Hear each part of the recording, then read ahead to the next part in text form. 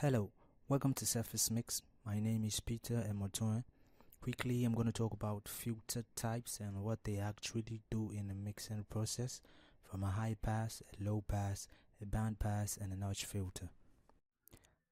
Before we move any further, we need to talk about what a filter is. Now, what is a filter? A filter is a tool or a device that reduces or attenuates frequencies. Now, the first filter type I want to talk about is the high-pass filter. The high-pass filter is also known as the low-cut filter. This filter type only allows frequencies that are higher than the cutoff frequency to pass through. And this filter type has two main controls. The first control is the cutoff frequency, and the second control is the filter slope. This filter is usually used to reduce or remove unwanted low-end frequencies. Now this is the fun part. I'm going to demonstrate to you how a high-pass filter actually works on a chord progression.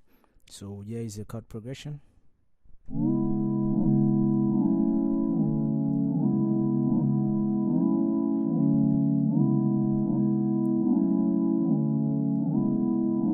As I'm moving my filter a little bit higher, you can hear that whatever frequencies that are below about 337 Hertz have been cut off totally.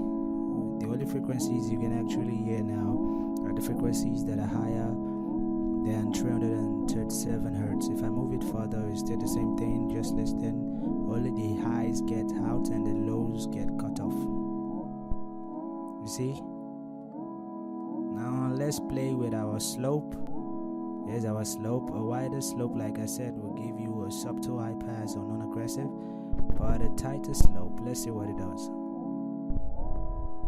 You see, it really gets the sound tight, sounds so natural, and that is not what I want here, so I'm just gonna let it out.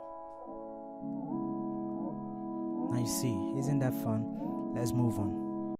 Now let's move over to the second filter type. The second filter type I have here is the low pass filter. Now the low pass filter is also known as the high cut. This filter type only allows frequencies that are lower than the cutoff frequency to pass through. This filter type also has two main controls, which is the cutoff frequency and the filter slope. This filter type is helpful when it comes to a situation whereby you need to take out some unwanted high frequencies. Okay, now time for a demonstration on a low pass filter. I'm gonna use this filter type on the same chord progression that we used the high pass filter on. So let's listen to the chord progression again. Now I'm gonna set my equalizer for a low pass filter. As you can see, here's your filter. I'm gonna move it down so you get the idea of what is actually happening. So you see all the highs are being cut off from this audio signal. This chord progression. All you can hear now is the lows. Now I'm gonna try to give it a tight slope so you get the idea of what is actually happening.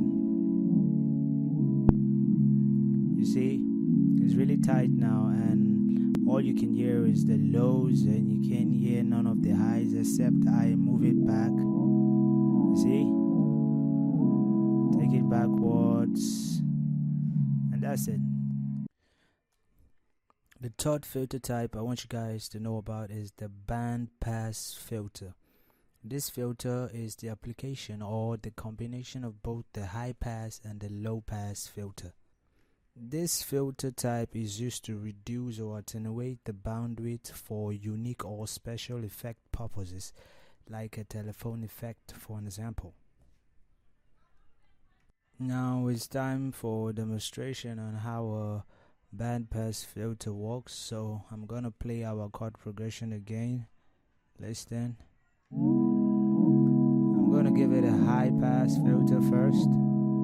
tighten up the slope and give it a low pass. Also tighten up the slope. Now let me show you what I mean by special effect. If you listen carefully, over here you kind of hear that telephone effect, like it's really tiny, can be tinier. See? So that is how a bandpass filter actually works. I hope you get the idea. See you in the next video.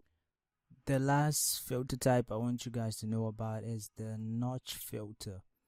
This filter type only attenuates a thin or narrow band of frequencies. And this filter type only has one control, which is the center or central frequency. And this filter type helps reduce or attenuate boxy sounds or resonances. Hi guys, so I'm going to demonstrate to you how a notch filter works. So we're going to play our chord progression again and see if I can find some boxy sound or resonances in my chord progression that I want to just cut out, but narrowly and thin. That's why I need a notch filter, because that's what it does. Let's go.